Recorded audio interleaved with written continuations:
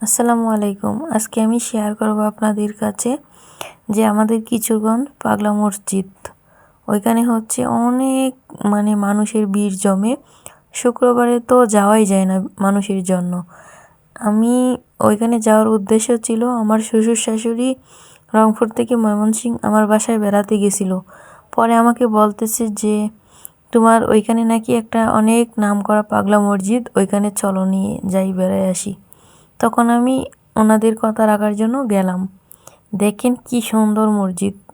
আমাদের বাড়ির পাশে হলেও আমার যাওয়া হয় নাই কখনোই। বলতে পারেন ব্যস্ততা, না হয়তো এমনি যাওয়া হয় নাই। তা এটা আমার ফার্স্ট টাইম দেখা, কাছ থেকে দেখা, নামাজ পড়া।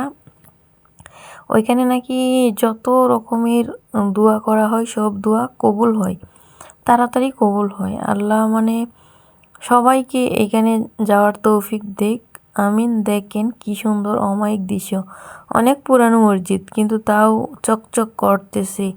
আর হচ্ছে এই মসজিদ দিয়ে সারা বাংলাদেশের